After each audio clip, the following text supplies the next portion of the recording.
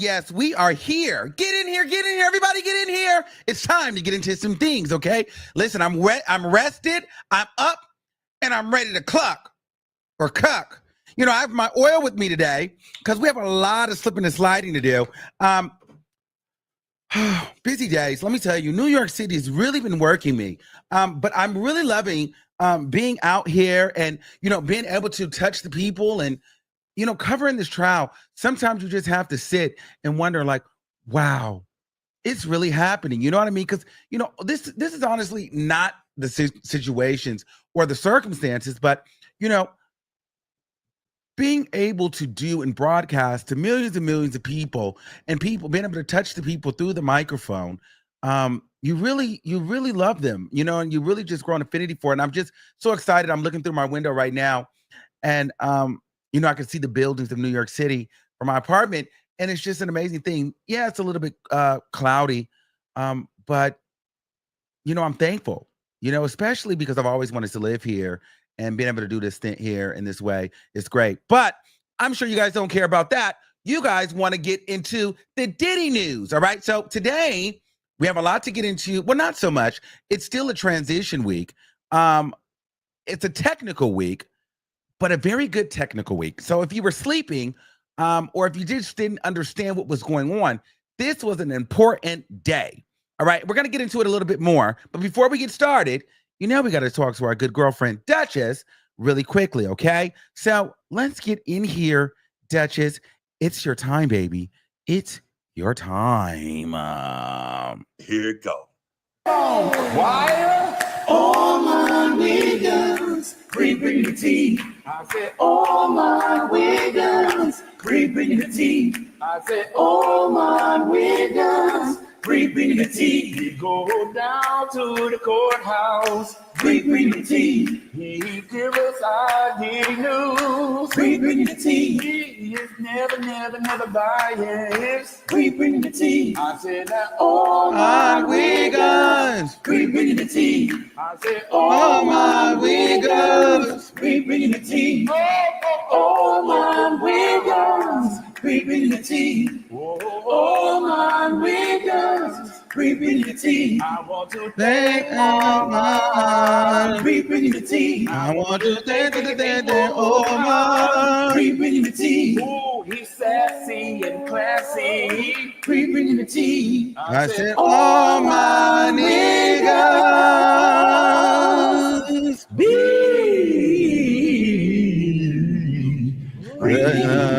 the tea. Amen. Thank you, Duchess. Thank you, Dutch. All right. So before we get into it, I want to let you guys know a couple little updates. So tonight we will be on News Nation live with our good girlfriend, Ashley Banfield. So catch us tonight on Ashley Banfield. We're talking about the Diddy trial today. So if you guys are up, you know, tonight, 10 p.m. Eastern Standard Time, we're going to be on Ashley News Nation, Ashley Banfield.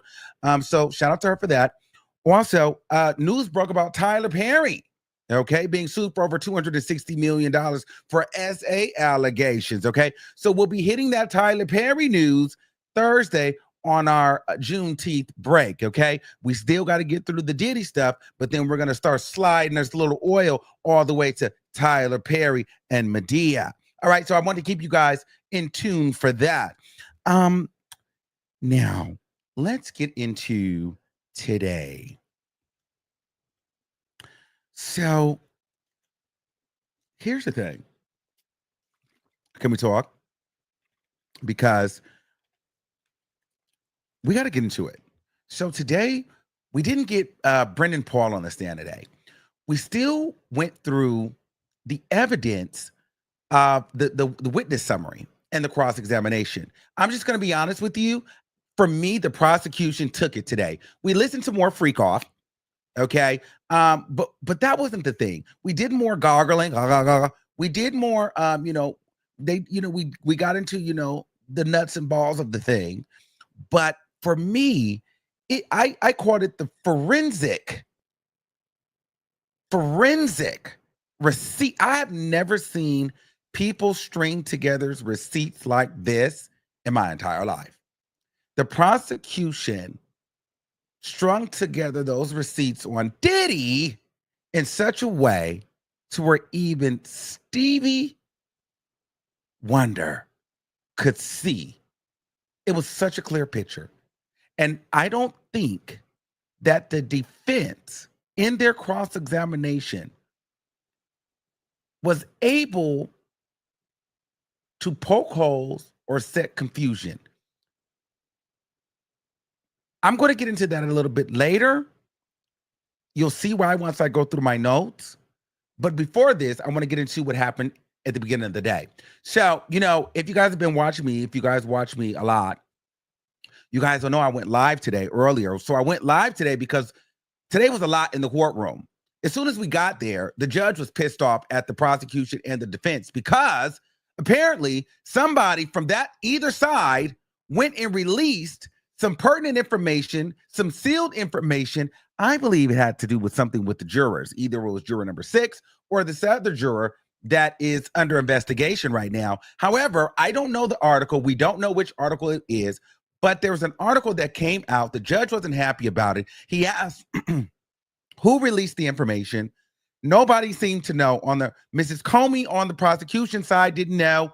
Agnifilo on the defense side didn't know. But somebody on the team on either side is lying because they're the only ones that had access to the information, and they were the only ones that knew about this pertinent information that was supposed to be under seal. Everyone else that was in the courtroom had been removed, so no one, it wasn't the media, it wasn't anyone from the public, and it wasn't anyone from the respective parties unless someone on the council went back and told someone that was outside of that meeting. And so they were threatened today with legal consequences.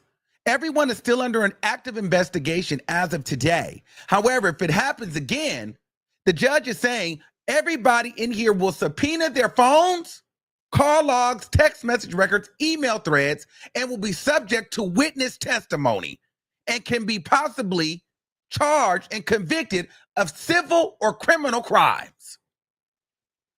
He was not playing with them people today. He was very upset. So whoever is talking to the media and trying to get their narrative spun, whoever's trying to soil and spoil the jurors, people are watching more than ever now. Okay?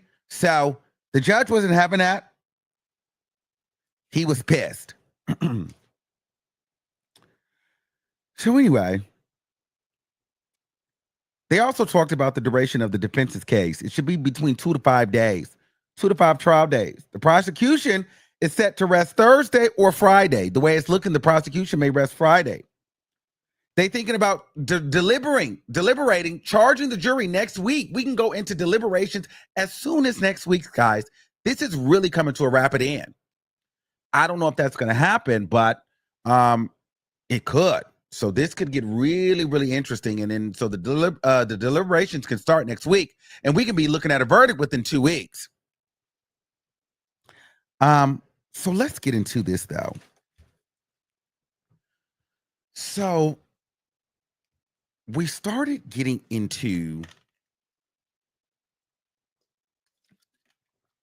forensic receipt grabbing. That's what I like to call it. So we start getting into Diddy American Express receipts. Okay, so this was them showing how Diddy was paying for the escort jewels in his travel, which goes towards the traveling, for soliciting the prostitution and the trafficking and all of that, which goes into the bigger thing, which is the RICO that everybody's trying to prove here. And so they went date by date, August 26, 2009 through August 29th, 2009. The London Hotel in New York City, that's where they stayed.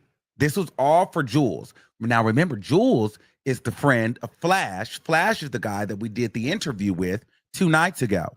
So they're showing a receipted breakdown of the money spent on the travel and the payments for Jules, flying the escort out for services. All right, so the dates were August 26, 2009 through August 29, 2009. To grab these statements, it's crazy. So they stayed at the London Hotel.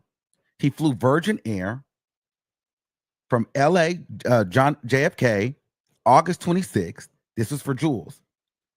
There was a travel agent fee, a secret limousine charge to pick up for Jules, and he dropped him off at the London. Then he flew American Airlines from New York back to LA. The card ended in 6009, and it showed that it was owned by Diddy. So then they pulled up Diddy's American Express statement. For that month, he had spent over $218,000 accumulatively in, just doing different things. Okay. But in that month of him spending that money, some of that money was allocated to flying Jules out. So that was one transaction. Then that came from Diddy's device. This came from Cassie's device. Cassie, Jules text message thread, August 26, 2009 through the 29th of 2009. I have your booking information. Jules says, thank you. So Cassie says, I have your booking information. So they're showing, hey, here's Diddy's statements. Here's what he paid for. Now here's Cassie communicating with Jules on these dates to travel to the place. So they're streamlining everything together. I'm going to show you what was charged, their card, the last 4 digits, the name on the card, and then I'm going to give you context of them setting it up.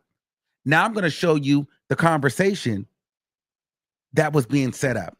So him and Cassie have a small talk, happy birthday, have a great day, I'll be on my way, all those type of things. Okay.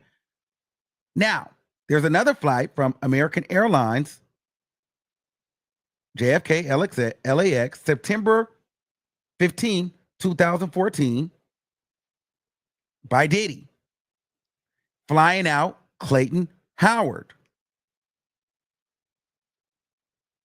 Selected charges. He used the card 5002 American Express, the Four Seasons Hotels. It was the travel for Clayton. Ending balance $307,000 for that month. It was, and he paid the credit card debt off by 5 different bank accounts. 5 different bank accounts. That thing had so much money.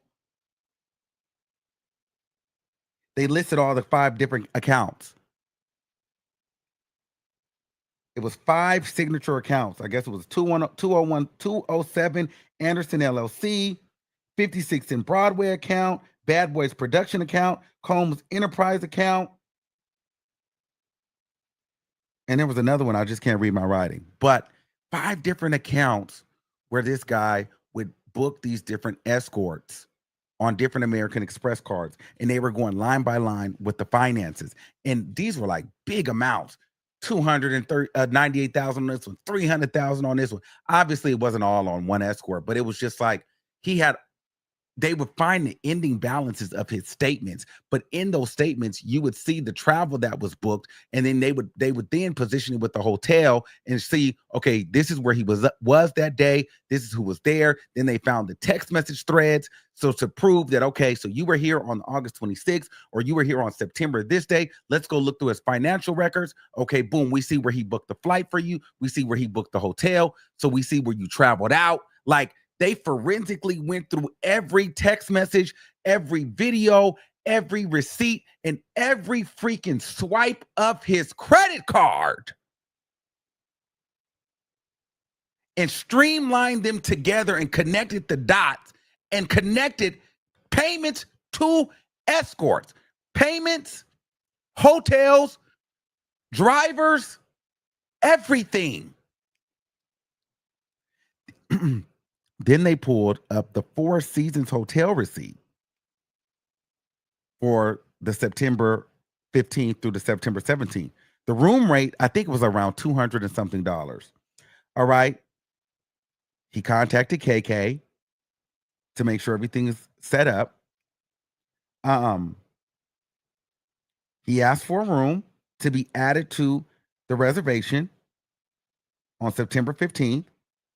Now, his room was $495 a night, and he had KK set that up. The travel info was under Bad Boy and Bad Boy Entertainment. There was another American Airlines flight with Jules, set up the travel, pulled up the statements. That statement came to $108,000. There was another one at the Beverly Hills Hotel, 926. They pulled up where he had to pay $500 in damages because it was so much oil on the drapes and carpets. They pulled up the receipt of him being charged for that. The La Mirage, you guys know I can't say that name of hotel in Beverly Hills, a $950 $950 balance that he was charged for destroying the linens and having that hotel have a deep clean. Almost $1,000 in damages. So I don't know if that was when they had the freaky baby oil pool or what. But they pulled up the hotel invoice. Now, it was originally $1,700, but they adjusted it, took $750 off, so it came out to $950. So when I'm telling you they're combing through everything, streamlining this together, and if you're following this, how is he getting out of the paying for the escorts? You're not. We have the hotel records. We have all the receipts.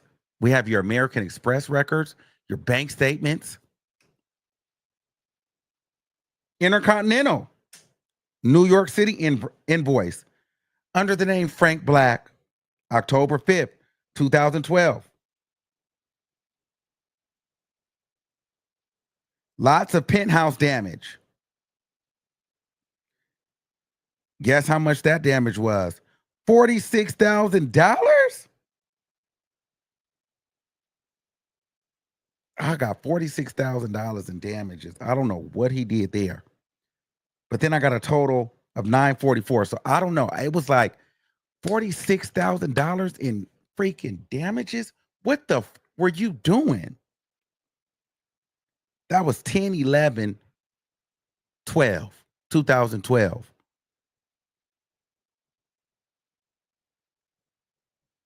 That's a lot of oil.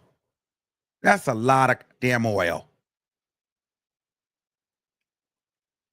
I wrote they are combing through all of his bank statements to prove that he was booking and paying for all of these crimes and freak-offs. They are coming with receipts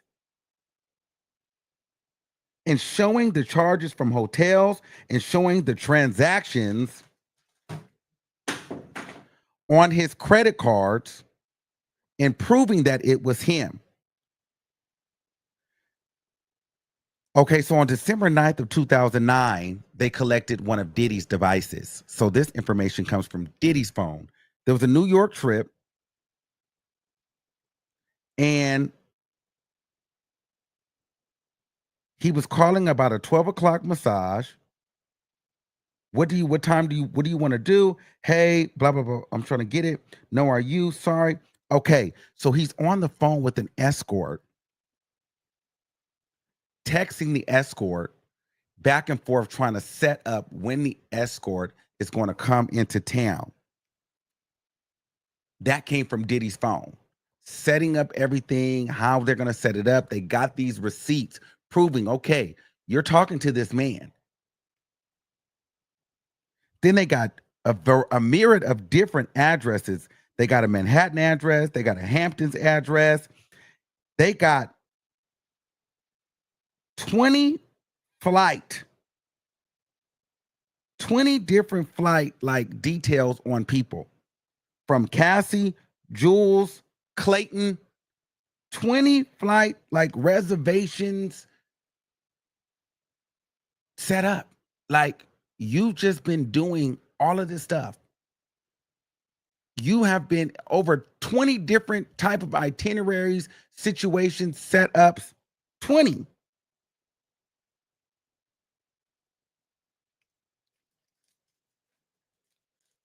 And all either with Cassie, Jules Theodore, or Clayton, Honduras. I can't even read my writing. I got to write better. But I know the first name is Clayton. So, and I'm looking at Diddy now, and I'm like, how is the defense going to skate out of this? This man, they got receipts on this man longer than Walmart. Then, after they went through the finances, right? It got so bad. I'd never seen this before. It was a timeline of events, and they went month by month. They started with the month of March 2016. This is when Diddy beat Cassie in the Intercontinental Hotel. When I tell you they went minute by minute, they started from 6:04 p.m. to 6:39 p.m. on March 4th. And they went into the sequence of events. On slide 1, Diddy makes a call to Cassie at 6:04 that lasted 41 seconds.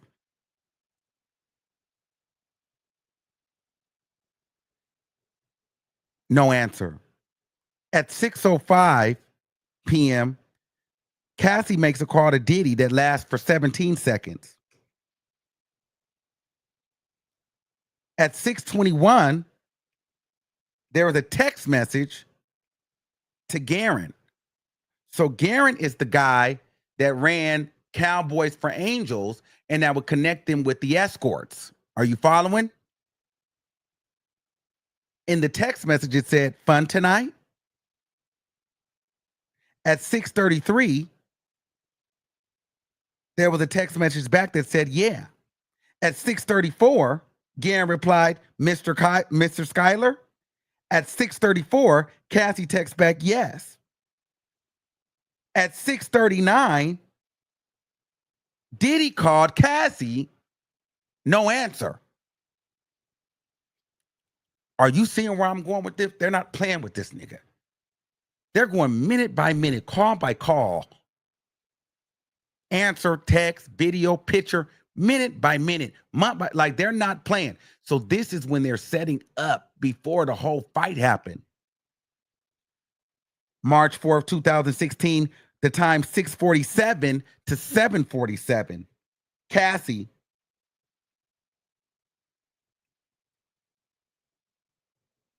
I said, Garen put on notice at 7:30. Garen is the recruiter that's going on, and he's texting the combo from Cassie, and he's setting up the freak off. So Cassie and Garrett are setting up the freak off. So this is what that slide is about, slide 2. So they were reading them so fast, so I couldn't even write fast enough, but they were going minute by minute. So him and Cassie were having a dialogue about what guys that they wanted to set up and bring to the freak off. So they're, in some point, Cassie looked like she was in on it. 6:48 to 11:14 p.m., Schuyler, Diddy, Cassie communications about meeting and location times. 3 a.m., can you meet?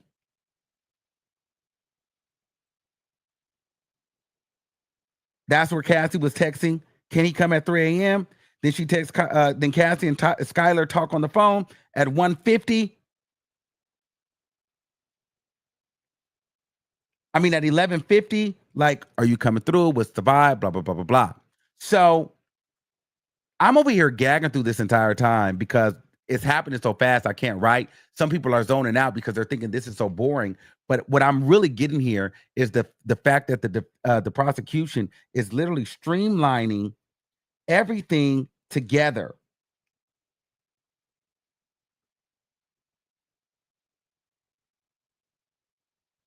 I got from 1:27 to 4:18 in the morning. Skylie messaged her,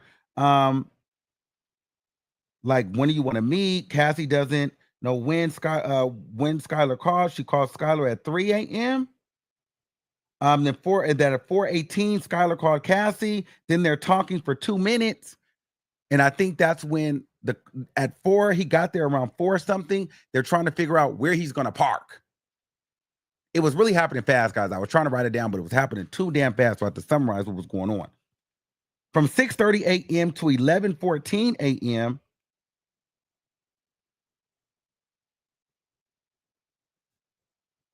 Oh, the guy texted and said, I know you're doing your thing and you're doing a good job, but I'm going to lay down soon. Call me if you want to get together. 5 hours passed. Then Cassie, then 5 hours passed. Now, she got this from Diddy's phone. Diddy called Cassie, no answer. Diddy called Cassie again, no answer. At 11:28, no answer. 11:29, no answer. 11:20, no answer. 11:32, no answer. 11:35, no answer. I'm assuming this is when he attacked her. So they must have did the freak off. 5 hours passed after they communicated. He must have came over. Now by 11 something in the morning, they're arguing. Because then we see the picture at 11:35 a.m. Cassie's in a car. She takes a picture of herself with sunglasses on in the hoodie that she got dragged in. She was in a hoodie and glasses. Diddy calls Cassie at 11:36, no answer. Diddy calls Cassie at 11:37, no answer. He continued to call her. Diddy called Cassie at 11:48, no answer. 11:53, no answer. 11:54, no answer. Diddy text her at 11:54, text, call me now.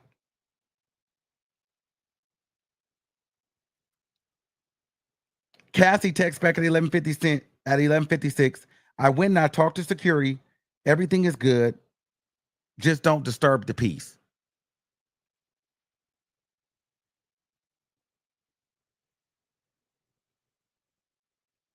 $12:57. Diddy calls her, call me.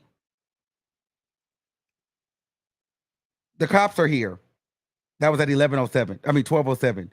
At 12:08, Diddy called. They talked for 18 seconds. At 12:09, Cassie called D-Rock, and the phone connected for 22 seconds. Like they were going this meticulous. Diddy texted 12:09, so you're just going to abandon me? Then he called her 2 more times. She didn't answer. I said, they are doing a timeline of the events before and after the 2016 beating on Cassie. This was a great play because you can see it was broken down minute by minute. So if you didn't understand before, you see it very clear on the RICO, the beating, the trafficking, the kidnapping, all of this, the coercion, the lies. Diddy is texting Cassie, I'm about to be arrested. If you don't pick up the phone, you'll never hear my voice again. After that, Diddy called her at least 25 times. I couldn't even write it fast enough. And Cassie did not answer. At 1:04 p.m., Diddy texted her, I'm getting arrested. Diddy called Cassie at 1:05, no answer. Diddy called Cassie at 1:07, no answer. Diddy called Cassie at 1:25, no answer. Diddy called Cassie at 1:26, no answer. They just were showing detail by detail by detail timelines of this whole day after the fight happened. KK texts D-Rock. This was interesting. Tell him, because eventually KK had to get involved. So then Cassie ended up answering the phone for KK. KK texted D-Rock and said, tell him that we FaceTimed. It's bad. He needs to chill. So you know what that meant, right? Girl, this woman got a black eye. She's beat the fuck up. This dude needs to relax. He's making it hot. Casey and KK to Cat. KK then texts Cassie and says, talk to him. He said he's not going to come by there if you talk. I don't want to be in it. I'm sorry to overstep, but I just don't want him coming back to where you are. So there's KK being the fixer, you see? So then they got her on record saying, just talk to him. But the problem is this. Nobody's calling the police. Everybody set up the freak off. You had Skylar come. You got the hotel. You beat Cassie, drug her into the freak off when she wanted to leave. Now you're harassing her, calling her. Now when she won't answer for Diddy. Now KK and D-Rock are calling her, trying to convince her to go and talk to Diddy.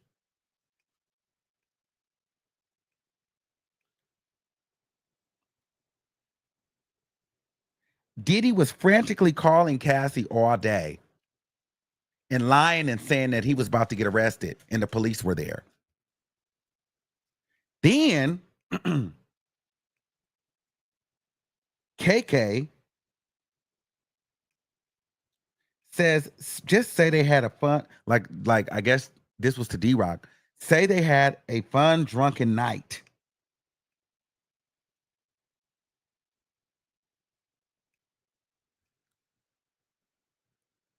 Just say they had a fun, drunken night. I know that was to the assistant. If the police came, just say they had a fun, drunken night.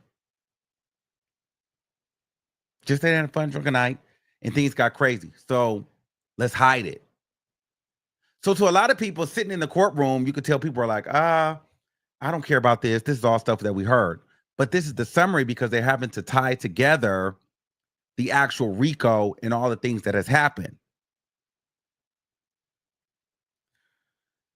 This is what got interesting to me.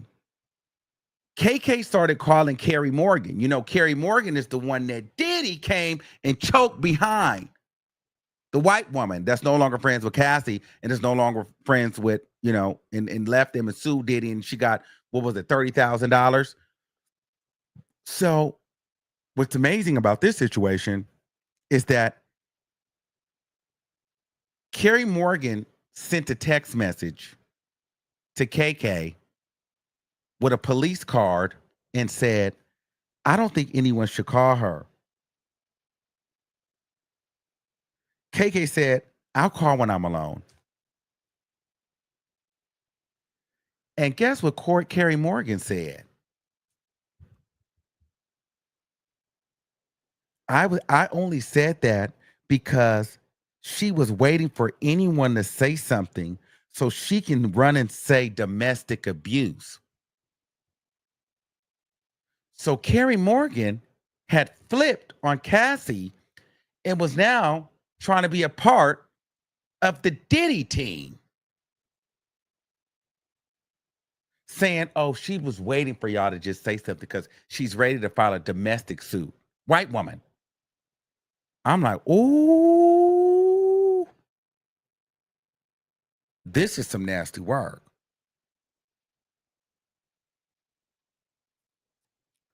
I wrote, Diddy is crazy. When you see it on paper and he goes back to back to back with the calls. See, it's one thing, guys, to hear the story, do the reenactments.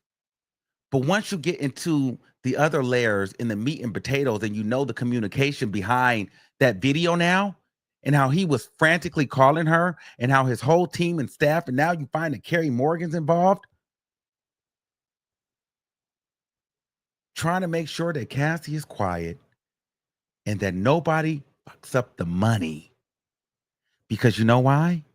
Diddy is the money. And nobody wanted him to fuck up. Nobody wanted Cassie. Nobody gave a shit about Cassie. They didn't care about the freak-offs. They didn't care if she was getting beat down. They were organized. That was organized crime to protect their own personal assets, which was Diddy and his freaking unlimited American Express card. Isn't that a gag?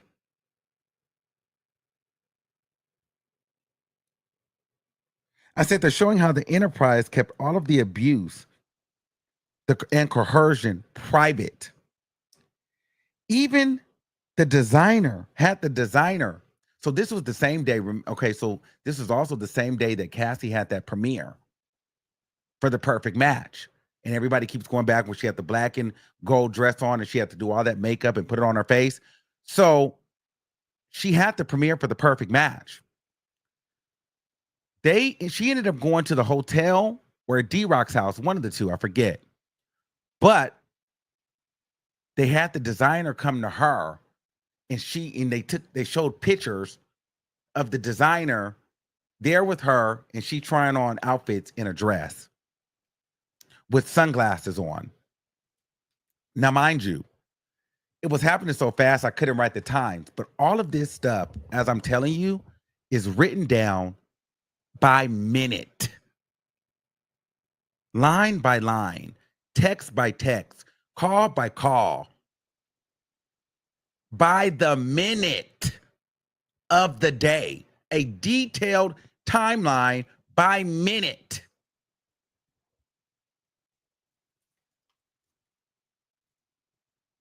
By the minute. Then they showed more exhibits that came from KK's phone when they did the raid. KK had pictures of the security guards' ID in her phone. The ones that they gave the cash to, the $50,000, the $100,000 to make the video disappear. KK had the picture of ID in her phone.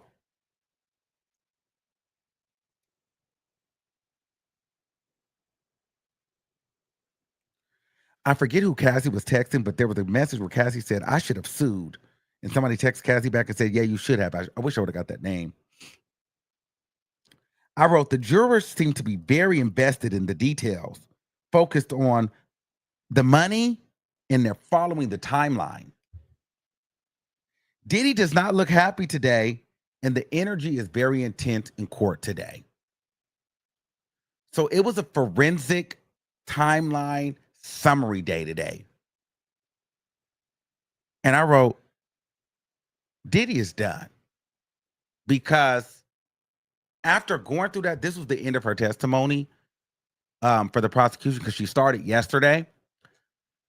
But I'm like, after this, I don't know how he gets through this. And I don't know how he gets past that. So then the defense comes out, and I wrote, the defense fights back with resurfacing Cassie asking for freak-offs and talking about big black dicks. I'm always ready for a freak-off. I can't wait to have a big black dick in the back of my throat. Ooh, I'm so horny. Remember all those texts where she was talking about big black dicks and wanting a dick and wanting to get fucked and setting up a freak off and choking on a dick? So they went through the timeline of that, showing, ooh, she wanted a dick. She wanted a dick. I said the defense is still not proving things, even if they are proving or showing Diddy wasn't freak off, even if the freak off wasn't 100% of the time his idea. He was still paying for everything. The defense started resurfacing love messages from Cassie, but how she loved him and how he was such a good person. So they're going more towards her character. They didn't play with that American Express or those bank statements or those hotel receipts. They couldn't play with that stuff. They couldn't play with that at all. I said, this angle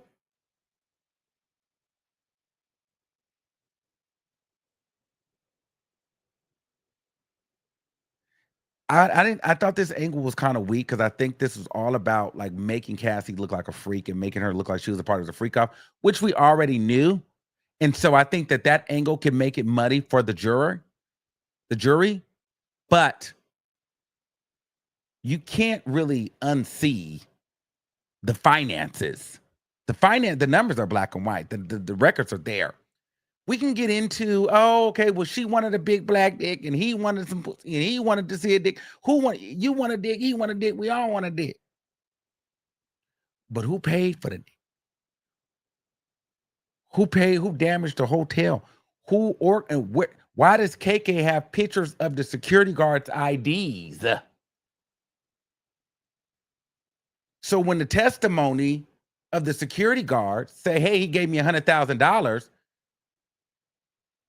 well, then KK having the picture of the motherfucker's ID corroborates his testimony. So how are you going to cross-examine that?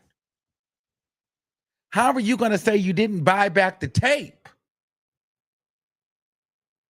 How are you going to say you didn't book the hotels? You don't know these escorts. It's all a lie.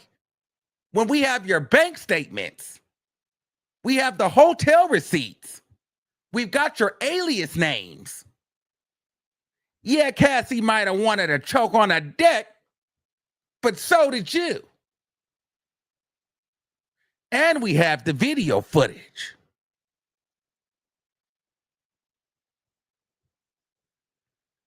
Let's be fucking real here.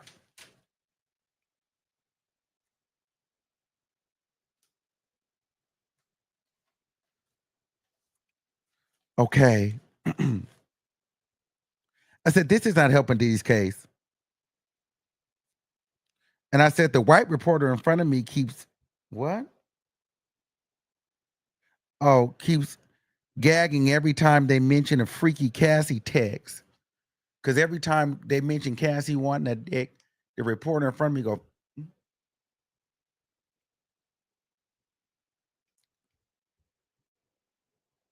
and I was like, ooh, the white reporter's over here. He keeps gagging every time they read a freaky Cassie text. So this is the cross-examination. So the cross-examiner asks the one of the experts that's on the stand, because they're trying to basically say, well, why didn't you add this in here? Why didn't you add that in there? Because your job was to add these different things. And the lady said, my job was not to add additional items to the chart. My job was to verify that this info in the chart was correct. So what she does is the prosecution set up the chart with the evidence that they wanted to streamline together to do their summary. They bring in this expert to make sure that everything that's added to the chart is correct information. But the defense is like, well, the prosecution left this out. They left this out. Why didn't you add it? The lady said, ma'am, I don't know the details of this case. I don't give a shit about the details of this case. That's not my business. My business is to make sure that the information in the chart is correct. That's my job. I'm not here to add this, to add that, to take away this. There's somebody else's job to make it a cohesive chart, and she was already on the stand yesterday. That's more of a question for her. But even in that, the prosecution decides what they want to put in the chart. There's a woman that streamlines it together and makes it all make sense. And then I come in and verify that the stuff in the actual chart are facts. So you're barking up the wrong tree, Garagos. Nice try, but that's not my job. Next question. You know what I'm saying? And so then we get into the freak off footage. Of course, they turn off the freak off footage for all of us. But somebody's listening on the headphones next to a microphone. So you hear the nasty freak off music. And all you hear is doors opening and closing. And you hear talking. Now, yesterday I heard a little, oh. Today I just heard talking. Now, here's the thing, guys. I'm gonna be honest with you. Motherfuckers be lying for clicks and views and headlines on their publications or their channels. I didn't see no jurors in there laughing. And today I didn't hear no motherfucking moaning. So you're probably going to hear 50 different things. Believe what you want. I didn't hear no moaning today. It was more talking. Now, I don't know if he was talking her through sucking a dick, a duck, or what. But then the bailiff hater gonna tell the judge to stop the audio because we can all hear it in the gallery. So then they turned the audio off. Pissed me off. Turned the audio off so we couldn't hear no more. So I said, well, let me look at the jurors. Okay? I said, let me look at the jurors because everybody's always making it seem like, oh, this juror laughed. I'm like, I didn't see no juror laugh.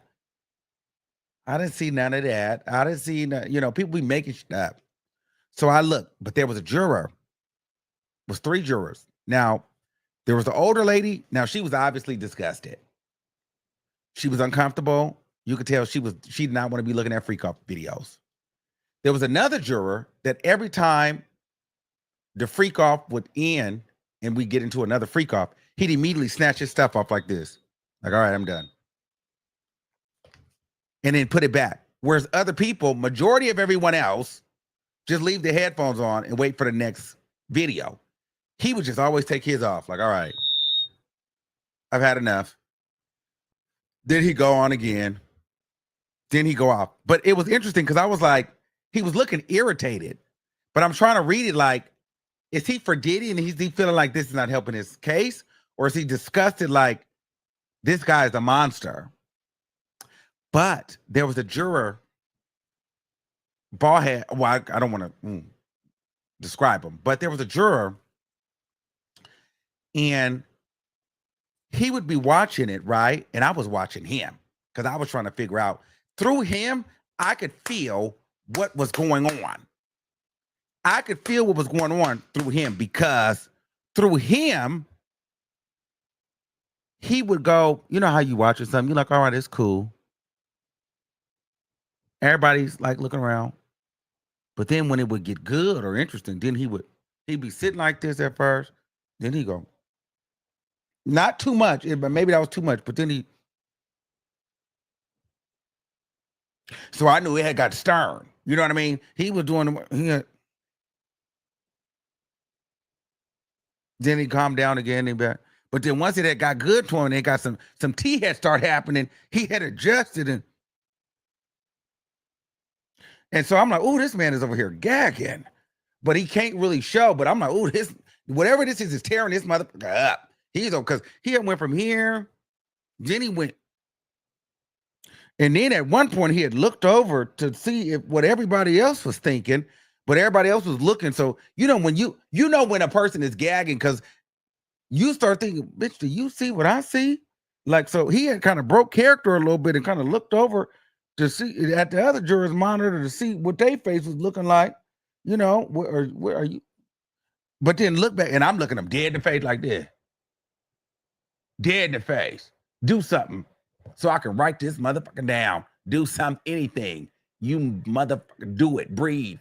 Make a face. I'm waiting. Do it. Yep, you did it. There you go.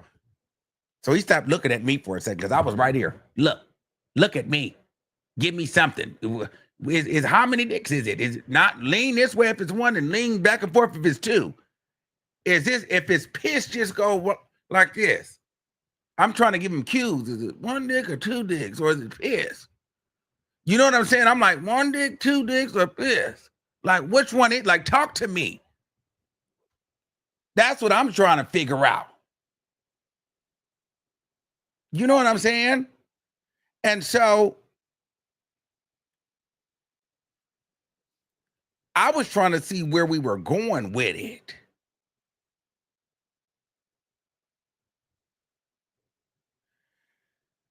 I said,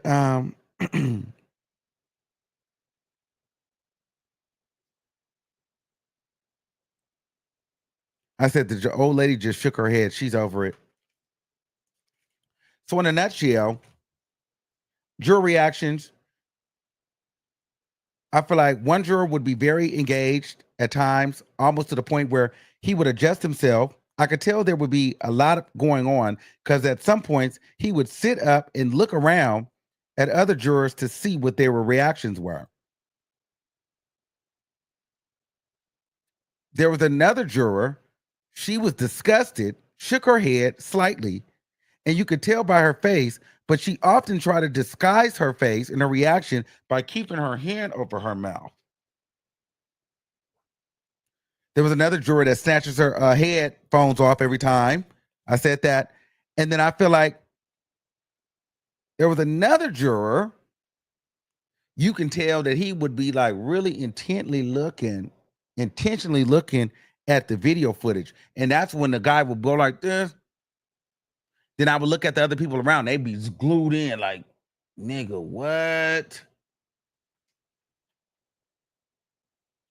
And I wrote every other juror had a pretty much good poker face, so it was hard to read.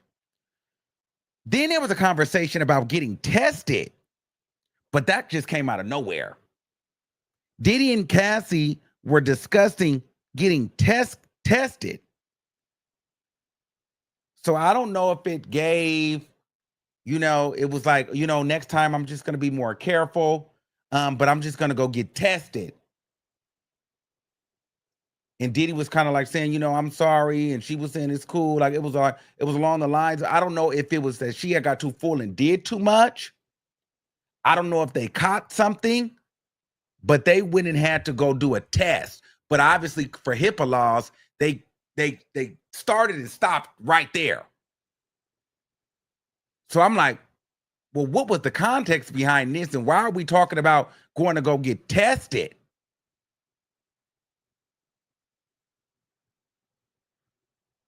They never went back to that. And so they talked about getting tested and being more careful next time. Then they went into, Diddy texting Cassie, you horny? You ain't horny? And then Cassie, oh, of course I'm horny. I'm always horny. Then they went and showed a text message where Cassie wrote a whole email, like a play, where they would play, like they would get into like a freaky role play, and they couldn't break character until 8 a.m. the next day. So it'd be like he would have to be a teacher, or she'd be a teacher, and he'd be an astronaut, something like that. And they'd meet at this bar, and they wouldn't even be able to talk once the script got out, because she would no longer be Cassie. He would no longer be Diddy. They don't know each other. It was some freaky shit. This is some freaky shit. So it was like, okay, so me and you, we decide I'm going to be a math teacher and you're going to be the president of the United States.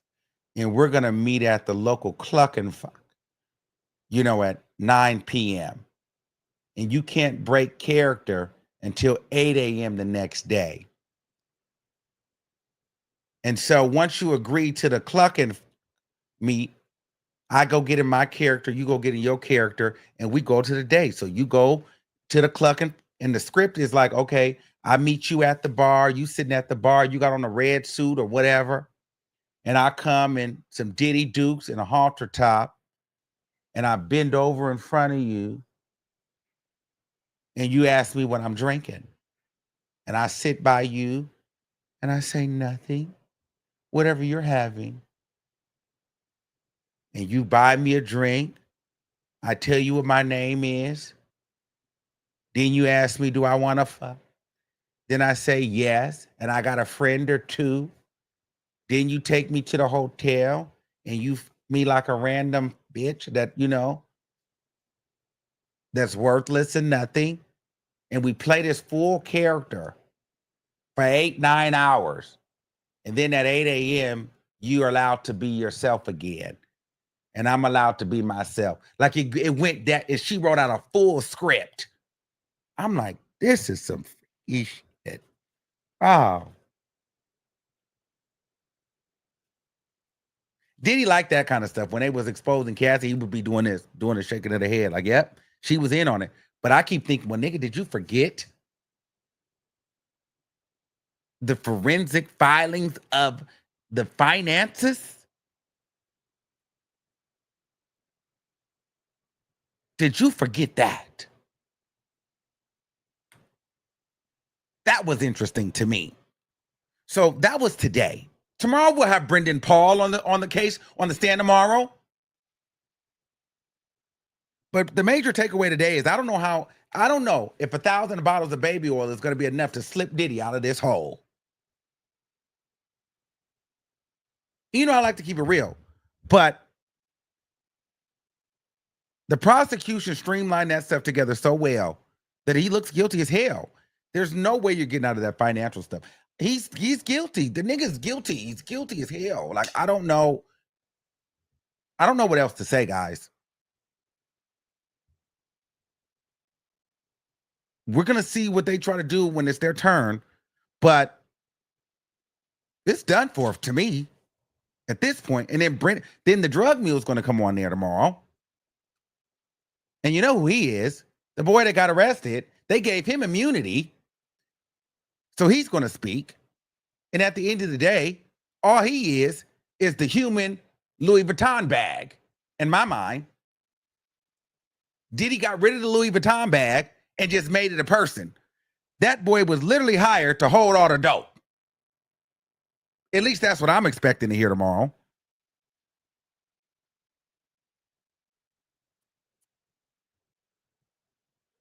So we'll see what happens. We'll see what happens tomorrow. I'll keep you guys updated. We'll be here. Damn, an hour went by fast when I go through these notes. So that's the tea. It was slow news week because it's a transition and we're getting to the end. I don't expect things to really pick up and you guys, you guys to come in here and we'd be on fire unless we get some fireworks with the defense case. But I'm sure the verdict day is going to be a field day. And I'm going to be live outside the courtroom because I know that I'm going to have to catch that mayhem for you girls. It's going to be a disaster that day. It's going to be a disaster that day. So we'll be here for that. Also, I want you guys, as things are kind of slowing down, I know you guys are probably getting a little burnout and fatigued with the Diddy stuff. We're wrapping up, guys. But it looks like we might have some other stuff to discuss because Tyler Perry is being sued for over $260 million.